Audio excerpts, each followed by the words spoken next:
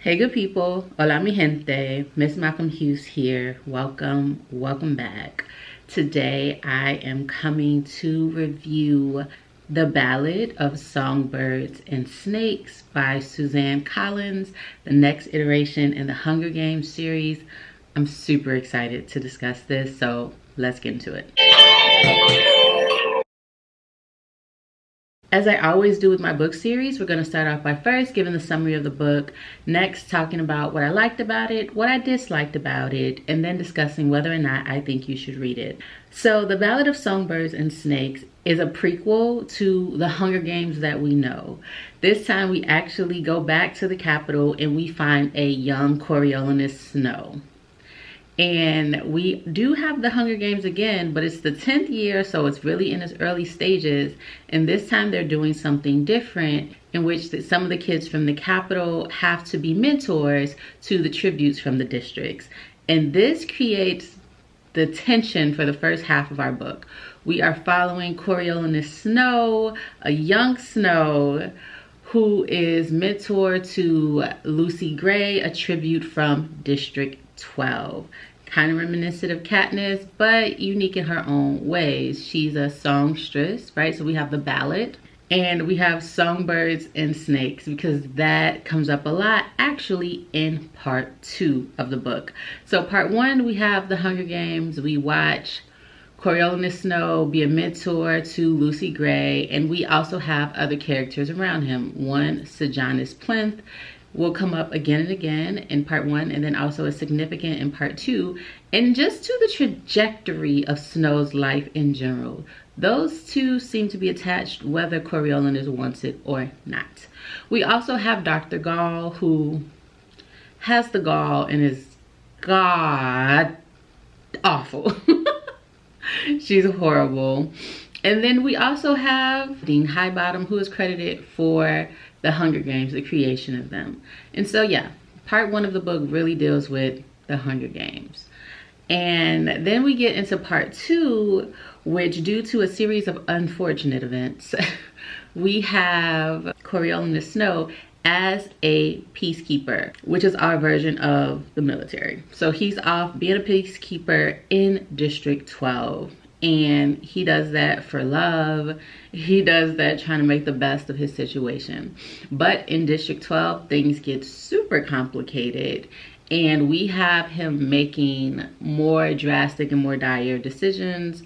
In part 1, he does something he never thought he'd do. And in part 2, he just revs that on up. And he just goes full throttle with the chaos. And what we get as the ending of the book, where he really discusses that line that is throughout, right? Snow lands on top. I'll talk about that phrase and how it like laces throughout the entire work. But that's what we get. Part 1 is the Capitol and Hunger Games. Part 2 is District 12, his life as a peacekeeper and the drama they're in, and him making decisions and choices of what type of human he wants to be. That's a lot of what this book is about, that self-discovery, whether folks are like aiding him or persuading him or pushing him to go in certain directions. And then part 2 also ends with us back in the Capitol, and we get that first preview of the Snow that we will know when he is president of Panem. All right, so what did I like about the book? I like the storyline. I like that from the very beginning I was engaged. You know, she was able to hook me kind of really early on.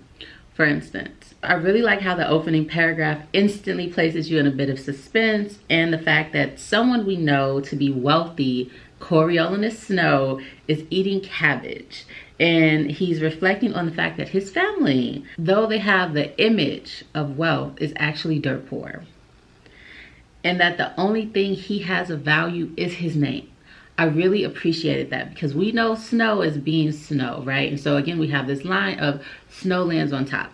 And I like the turn of phrase with that, because it should be Snow's land on top, right? As in the Snow lineage, right? Because he gets this from his grandmother, who is a hardcore Capitol enthusiast, who lets him know that regardless of their dire circumstances, Snow lands on top.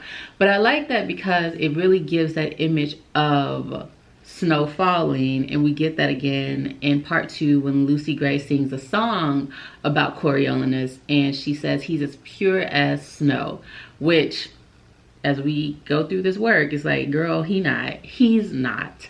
But I love that imagery. It immediately draws to mind a picture, and we all think of snow as being pure, as being calming, right? As pure as the freshly fallen snow. And so snow does land on top. It lands on top of everything else in its vicinity where it falls, right? And so that becomes important for like Coriolanus as we navigate through this work. I also appreciated, again, you know, I love good writing, right? I appreciated how easily the storyline flowed. I also really appreciated the fact that there are multiple opportunities for there to be gaps and inconsistencies in the storyline, but she does a good job of every time there's something in the book where I'm like, that, like, I don't have enough information to draw that conclusion. She fills in that gap and really makes it clear why this is happening. She gives a little background context, or she rationalizes why it occurs in this way. And I actually really appreciated that, because oftentimes what we see with prequels, or when folks go on and, you know, they try to write these works that take place prior to what we know, Harry Potter, midnight. So when this happens, we often, as readers, as fans, become frustrated because it's like, you changed the storyline, there's an inconsistency, you didn't do the legwork to go back and make sure that your story aligns throughout. And that does happen here, so that is one thing I really did love. Obviously, The Hunger Games is all about privilege and status and capitalism and the societies that we create, right? So I love the idea here of what's in a name. Again, as I said earlier, Coriolanus Snow is broke. His family is dirt poor. They've just wrapped up the war between the capital and the districts not long ago. Everyone suffered. It gets kind of really graphic to the point of cannibalism in this book. So everyone has suffered drastically. And Coriolanus Snow only has his name remaining. Not everyone knows the extent of his family situation and how poor they actually are. But he is parading with the encouragement of his grandmother and his cousin Tigress to uphold that image of a snow, right? No one can take that away from you. You are a snow, and snow lands on top. And so I really appreciated the play on that throughout this book, because it calls the question, what will you do to protect your name? What will you do when you have the confidence of your name, right? When you have your name to fall back on, when you have legacy, when you have lineage, right? How does that confidence propel you? How does it influence the decisions that you make, right? And so that was interesting here. Again, that power play. Also, another thing I liked is that we do get history. It's a prequel, so it should fill in gaps, right?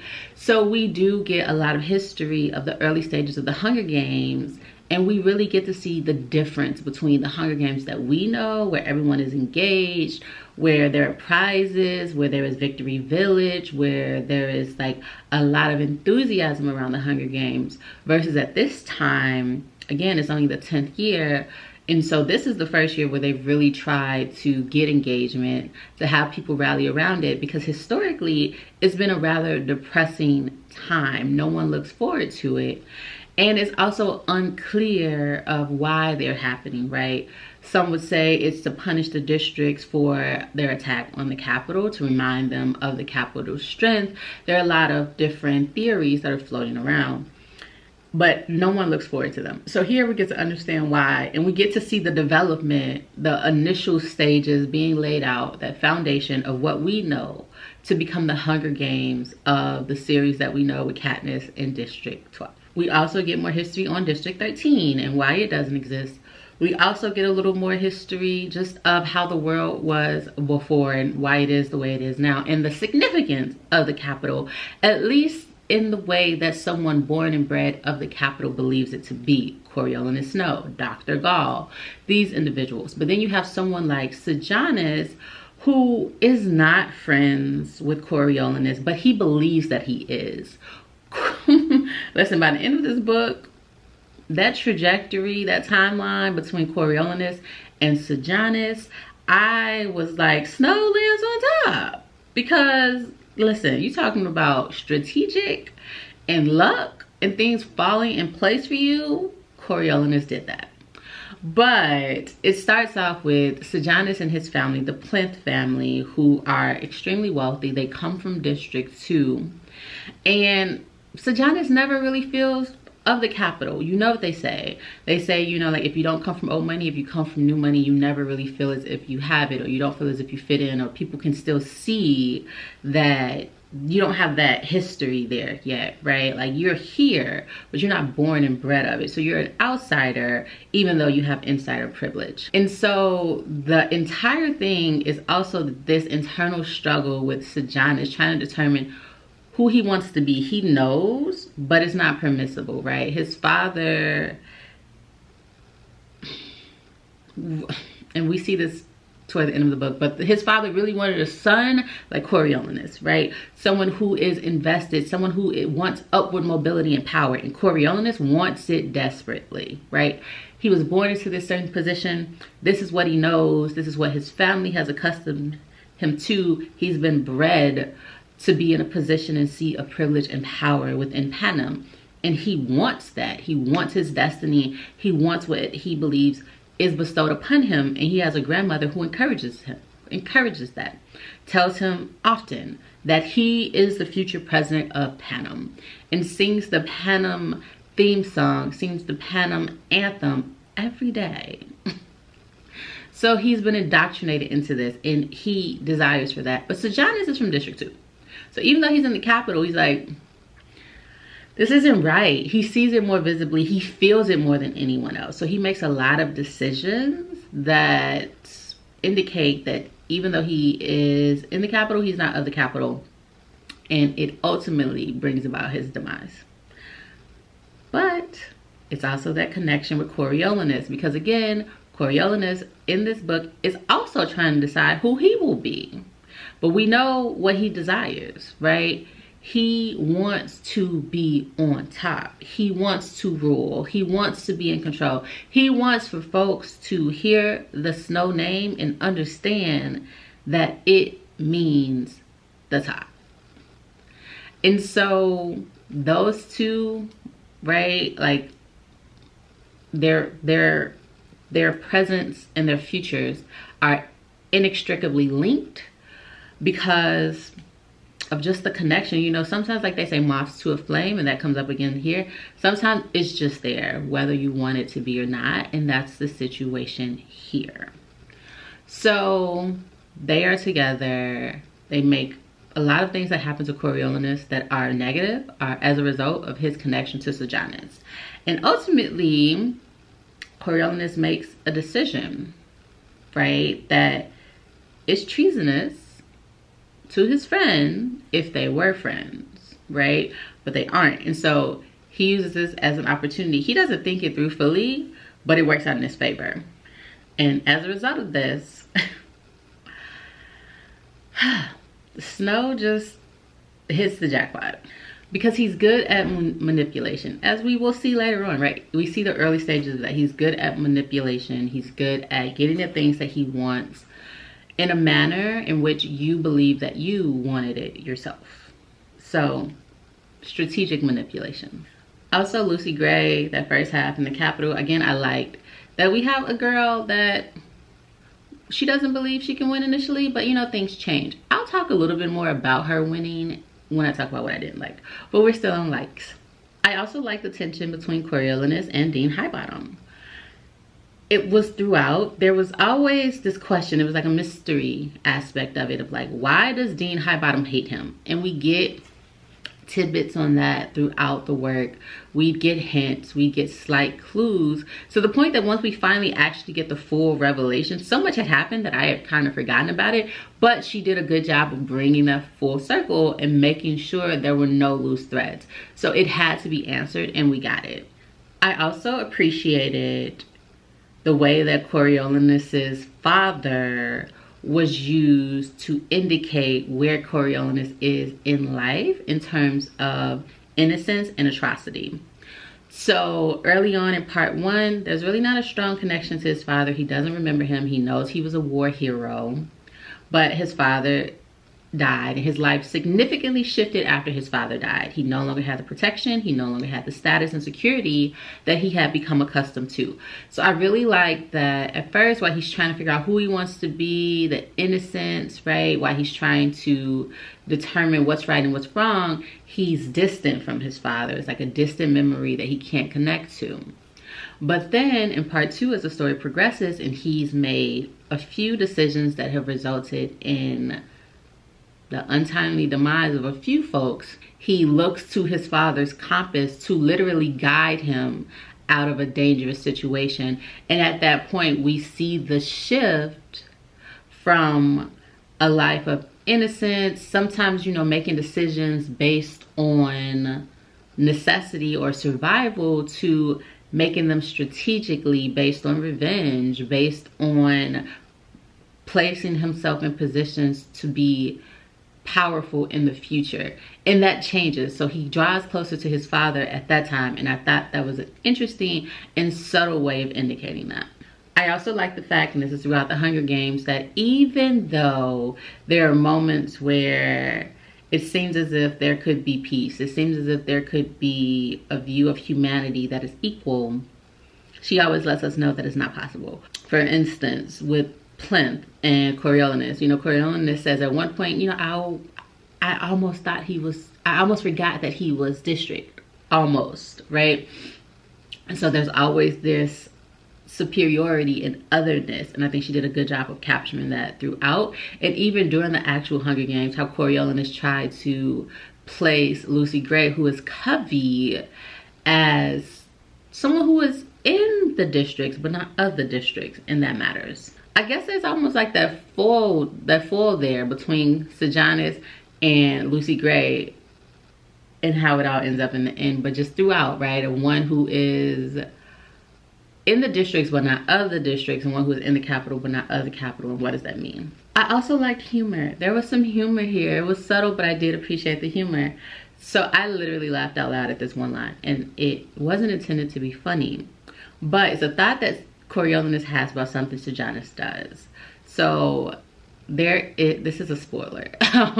There is a tribute from District 2 who dies, and I told you Sejanus was from District 2. So when he dies, Sejanus goes and does a custom from District 2, which is sprinkling breadcrumbs on them so that they'll have food as they make their journey to the other side. And obviously this is a custom that they've done, right?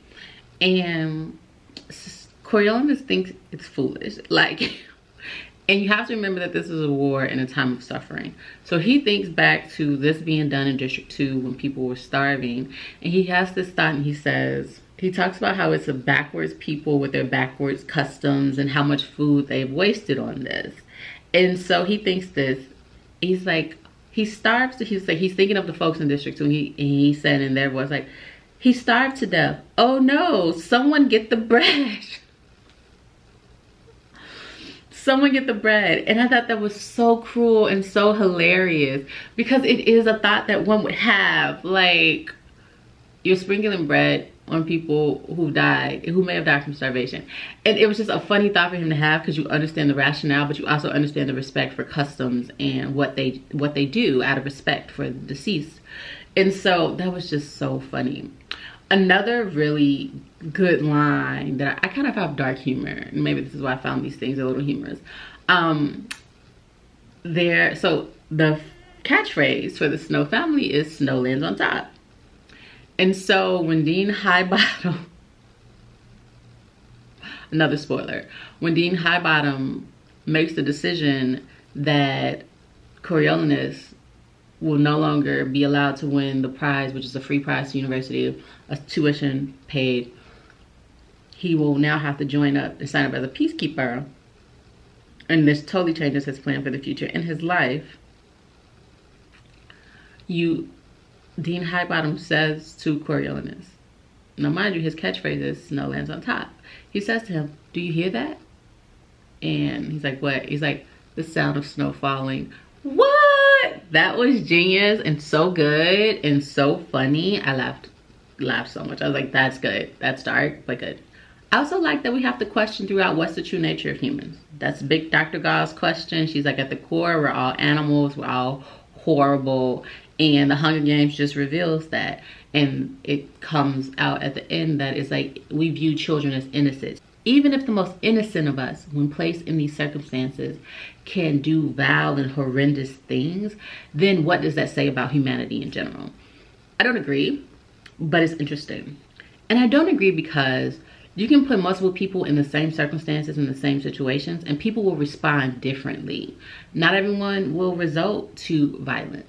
Some people will let themselves be killed. So we see that in the later Hunger Games where like it's a coincidence. You cannot take this one thing and say it about everything. And so it's a flawed argument, but we understand the motivation behind Dr. Gall because of it. I also love that we get the background on the Hanging Tree song because I really love that song and it's so prevalent throughout the series. And yeah, I love the background that we get. It made sense. And so I appreciated that. We also get the background on Katniss, the name and what she's named after. So again, I appreciated those tidbits of what we got with the original Hunger Games and that history. So those are the things I liked about it. Let's talk about what I didn't like about it.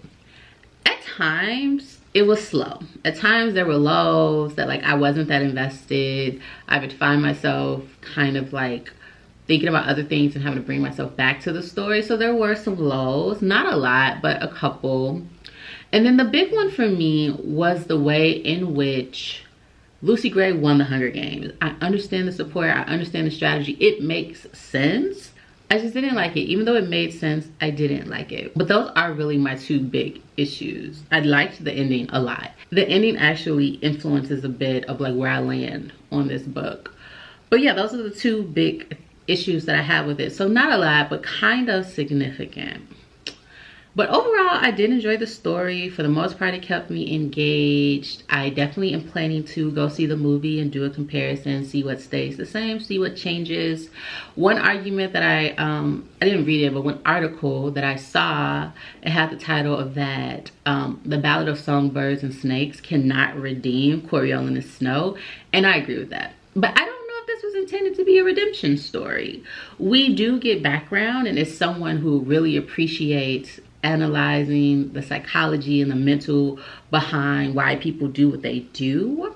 I do appreciate that we get the background context. It doesn't justify anything. It doesn't change who he becomes, but it does help to have that context. It humanizes him to a degree, but not a sufficient degree because we know the heinous things that he goes on to do. And by the end of this book, we also see the initial stages of such heinous behavior that's been cemented because he is dedicated to the idea that anyone who comes up against him will learn, as these other folks have learned, and eventually all of Panem will learn, that Snow lands on top.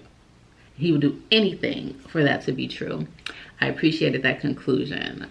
And so, yeah, I enjoyed the work. I want to see the movie, and if she wrote a part 2, I would read it.